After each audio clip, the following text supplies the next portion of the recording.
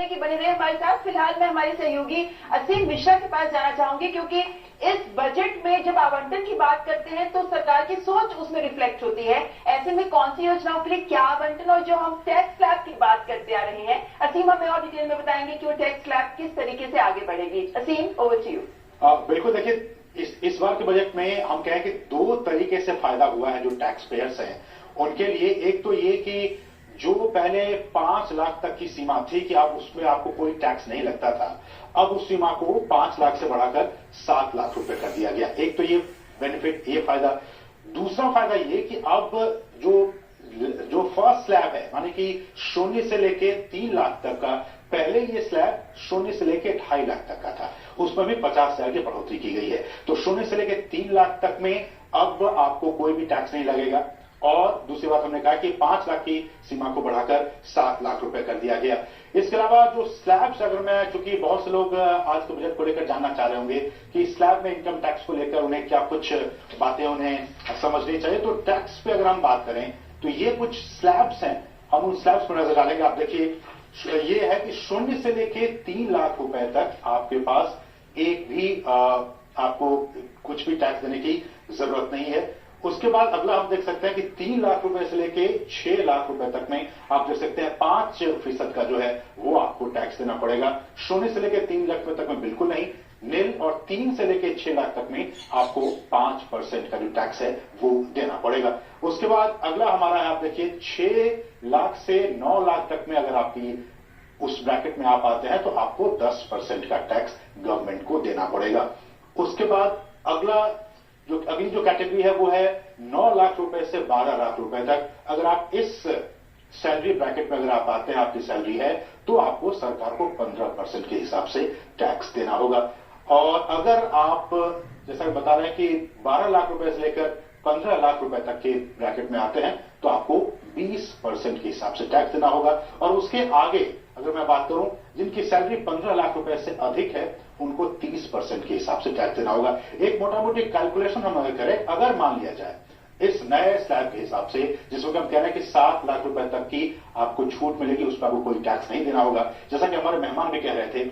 अगर मान लिया जाए कि आपकी सैलरी 7 लाख नहीं बल्कि 9 लाख रुपए है, तब आपको कितना देना होगा, ये कैलकुलेशन है। 7 लाख तक आपको बिल्कुल नहीं देना पड़ेगा, लेकिन 9 लाख में से सरकार कह रही है कि 3 लाख तक हम आपसे कुछ भी नहीं लेंगे, वो बिल्कुल नील होगा, बिल्कुल जीरो होगा। बच गए आपके 6 लाख। 6 लाख में से कह रहा है कि 3 लाख से 6 लाख के बीच में अगर आपकी सैलरी है तो उस पर आपको 5% का टैक्स लगेगा, और 6 लाख से 9 लाख के बीच में है तो आपको 10% का हिसाब से आपको टैक्स देना पड़ेगा। तो इस हिसाब से अगर आपकी सैलरी 9 लाख रुपए है तो आपको पहले 6 लाख पे 5% के हिसाब से 15,000 रुपए टैक्स, और दूसरे 10% वाले ब्रैकेट में आप जाइएगा तो उस हिसाब से 30,000 रुपए।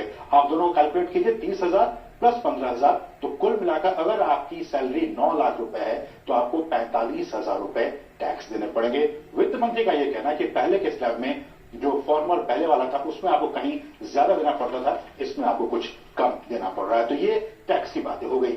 अब हम बात करेंगे कि सामान्यतः जो हमारे दर्शक हैं वो ये समझ नहीं पाते हैं कि सरकार जो पैसा खर्च करती है, सरकार के पास आता कहां से है, और जो आ रहा है फिर वो सरकार खर्च कहां करती है। तो ये देखिए, ये अगर मैं पैसे के हिसाब से सोच लीजिए 100 पैसे, या रुपए के हिसाब से 100 रुपए, तो सरकार के पास निगम कर, जो निगम टैक्स है, उसमें 15 पैसे या 15 रुपए आप समझ लीजिए, वो सरकार की आमदनी है जो सरकार टैक्स कलेक्शन करती है। रुपया कहां से आता है ये हम आपको बता रहे हैं। इनकम टैक्स से 15 पैसे समझ लीजिए, या 15 रुपए अगर आप 100 के हिसाब से चल रहे हैं तो।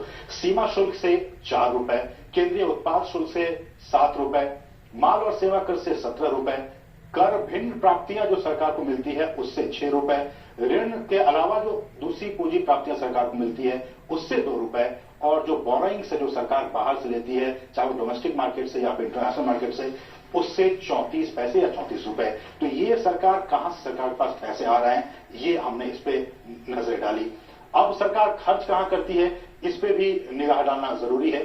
सरकार के पास पैसे आए, अब खर्च वो कहां करती है। अब देखिए, ये केंद्रीय क्षेत्र की जो योजना है उस पर सरकार खर्च कर रही है 70 रुपए, आप समझ लीजिए। अगर मैं रुपए के हिसाब से कहूं, ब्याज अदायगी जो इंटरेस्ट देती है सरकार उसमें 20 रुपए, डिफेंस में 8 रुपए, आर्थिक सहायता में 7 रुपए, वित्त आयोग और अन्य जो कमिटमेंट्स हैं सरकार के, जैसे कि वित्त आयोग या फिर उसके जरिए राज्यों को, उसमें 9 रुपए, करों और शुल्कों में राज्यों का भी हिस्सा होता है, हम जानते हैं वित्त आयोग के जरिए, उसमें भी 18 रुपए, पेंशन में भी एक बहुत बड़ी राशि जाती है 4 रुपए, अन्य व्यय 8 रुपए और केंद्रीय जो सेंट्रली स्पॉन्सर्ड स्कीम है उसमें जाती है 9 रुपए। तो आप समझिए कि सरकार के पास पैसे आती है और फिर वो कहां खर्च करती है। इसी के लिए साथ और फिस्कल डेफिसिट हम जो कहते हैं, ये जो एक टर्म हम यूज करते हैं कि सरकार क्या वो ज्यादा जितना पैसा आ रहा है क्या वो उससे ज्यादा खर्च कर रही है। अगर खर्च कर रही है डेफिसिट में है, अगर उससे कम में है तो ये फिर एक स्वस्थ इकोनॉमी, उसकी हालत जो है, स्वास्थ्य जो है वो सही है।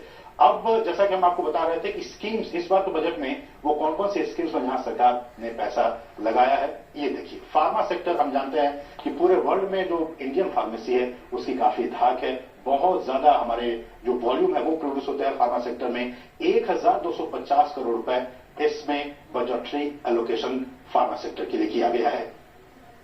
जल जीवन मिशन पर नजर डालें, 70,000 करोड़ रुपए की इसमें राशि दी गई है जल जीवन मिशन के लिए। बहुत ही महत्वाकांक्षी योजना कि हर घर तक जो है जल, पीने का पानी वो पहुंच सके, इसलिए बहुत ही महत्वपूर्ण। अगली स्कीम है एकलव्य मॉडल स्कूल, जो हमारे आदिवासी क्षेत्रों में जो बच्चे रहते हैं, एकलव्य स्कूल, उनके लिए 5,943 करोड़ रुपए आवंटित किए गए हैं इस बार के बजट 2023-24 में। सबसे बड़ी राशि आप देखिए, प्रधानमंत्री आवास योजना, हर व्यक्ति को, हर गरीब को अपनी एक छत मिले, पक्की छत मिले, उसके लिए सबसे ज्यादा लगभग 80,000 करोड़ रुपए आवंटित किए गए हैं प्रधानमंत्री आवास योजना के जरिए। और फेम योजना जो इलेक्ट्रिक मोबिलिटी की बात हम करते हैं, उसके जरिए उस पर 5,172 करोड़ रुपए का आवंटन किया गया है। और ये है पूर्वोत्तर विशिष्ट अवसंरचना विकास योजना, पूर्वोत्तर में इंफ्रास्ट्रक्चर को और भी कैसे मजबूत किया जाए, उसके लिए 2,491 करोड़ रुपए।